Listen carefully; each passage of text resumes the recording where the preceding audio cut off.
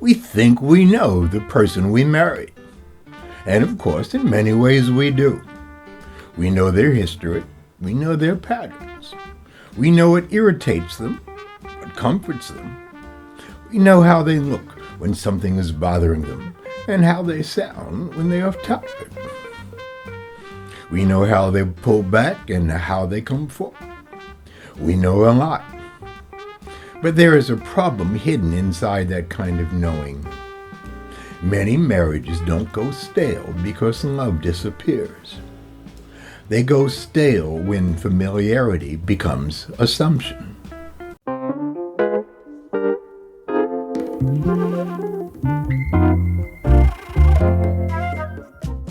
Hello, I'm Dr. Michael Broom. Welcome to a Things to Think About video. A lot of marriages go stale in this quiet way that is barely noticeable. One day, without really meaning to, we stop living with a living person and start living with our established version of that person. I know how she is. I know what he means by that. I know what she's going to say. I know who this person is. And once that happens, something important drains out of the relationship. It's often not love that goes first. Sometimes it's curiosity that goes first. Often it's believing your settled idea of them rather than the person in front of you. And that matters more than we realize. There is a difference between being familiar with someone and being present to them. There is a difference between having a long history with someone and continuing to meet that person who actually is here. A marriage can keep functioning long after the partners no longer really see each other. Two people can share a life, a bed, a family, a household, responsibilities, and even affection and loyalty, while more and more they are relating to their story of each other rather than to each other. It's an important reason marriage can start to feel flat. It's become too predictable, too known, too used, as though there's no more life in it. But often that is not really the problem. Nor is the problem that there is no more depth in the other person. The problem is that attention and curiosity have gone missing, have disappeared. Here's something you really need to understand. No living person is ever fully captured by the version of them we've grown used to. Our understanding of someone is never complete. Our static understanding of them is no more than our story of them. That is what has gone stale. People are always unfolding.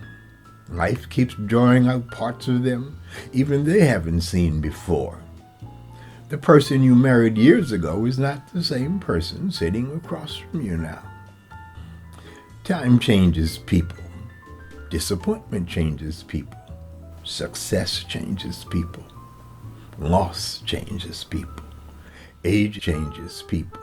Hidden grief, longing, even devotion change people. And that is not bad news. That is good news. It means the relationship is not closed. It means there is still more to see, more to understand, more to be surprised by. That's why I think it is actually good that you do not fully know the person you married.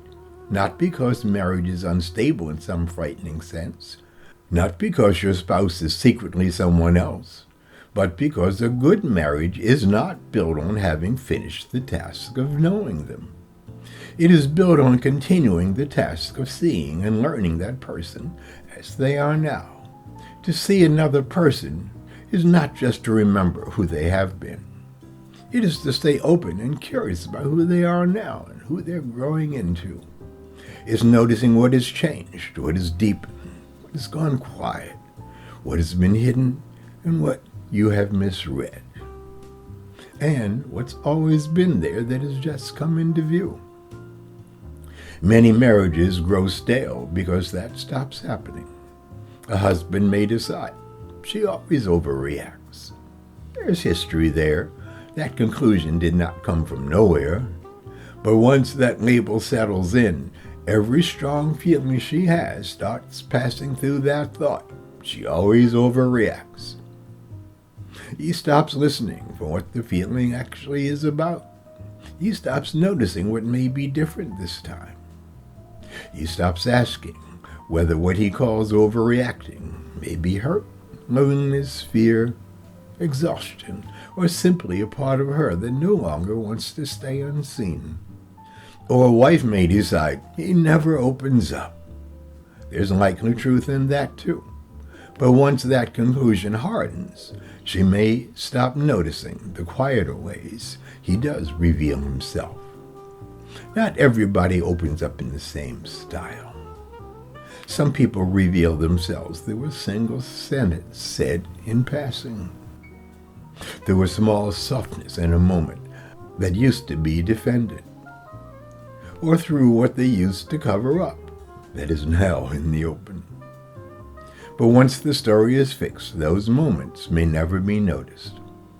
That is what I mean when I say marriages can go stale, because people become too used to each other. Not because there is nothing left to discover, but because they have stopped looking. To me, that is one of the big tragedies of many long relationships. We do not just get used to each other, we start taking each other's version of each other for reality. We start living with our mental summary of them, and then, without quite noticing it, we stop offering the kind of attention that all human beings require. Love suffers when attention becomes automatic, because intimacy is never static. It's a mistake to say, I know you already. No one is a closed file. Intimacy depends on openness, on the willingness to let the person beside you be larger and more dynamic than your conclusions. So one of the most important tasks of marriage is to keep discovering who you're actually married to. Not just who they were when you first fell in love, not who they are when they are tired, irritated, or predictable, not the role that they have come to play in the marriage. So you can see what life has done with them and what they've done with life, what has strengthened in them, what has softened, what has gone underground, what they still may be carrying that you no longer think to ask about. That's not sentimentality. What that is discipline. Because in every close relationship, we are always dealing with two things at once: the other person and our interpretation that we have of that person. After enough time, the interpretation becomes so familiar that we stop remembering it as an interpretation. We just experience it as reality. This is where being intentionally conscious matters. Not as some formal technique, but as the capacity to pause and ask ourselves, what have I concluded about this person? What am I no longer seeing? What story am I reacting to right now? Am I meeting my spouse, or am I meeting the version I have of them in my own head? Those questions are what matters, because sometimes a marriage does not need a dramatic breakthrough. Sometimes it just needs renewed attention. And often life begins to return when even one person starts looking at the other one again, really looking, being really curious about what's really going on. Not scanning for flaws, not building a case, not monitoring for disappointment. Just looking, listening, wondering, seeing the person beside you to be more alive than the role you've assigned them. And when that happens, people are often surprised. They notice tenderness they had not seen in years. They notice exhaustion that they had been reading as indifference, fear that has been coming out as control, longing that has gone quiet, or loyalty so constant you stop feeling its weight. You discover that the person you thought you had already figured out is still unfolding, And you realize that some of what felt stale was not a marriage grown too old, but the loss of fresh attention and genuine curiosity.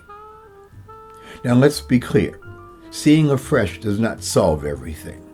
Some marriages carry real injury. Some need truth-telling, repair, grief, accountability, and real change. I'm not trying to make something difficult sound easy. What I'm saying is this. In many marriages, one of the things that quietly goes missing is the willingness to keep seeing the other person. And when that willingness returns, life can return to it. So yes, you think you know the person you married. Thank goodness you do not fully know them, because that means there is still more to meet, more to understand, more to be surprised by. Good marriage is not built on having the other person finally figured out. It's built on the willingness to keep meeting them, to keep noticing, to keep revising your story of them, to keep making room for the living person that's right there, right now. And if you really take up that task, you may be surprised by who you are actually married to. If this helped you think a little bit differently about your marriage, or how relationships quietly lose life, please subscribe and join me in more conversations on the deeper patterns that shape how we live. Thanks for watching. See you next time.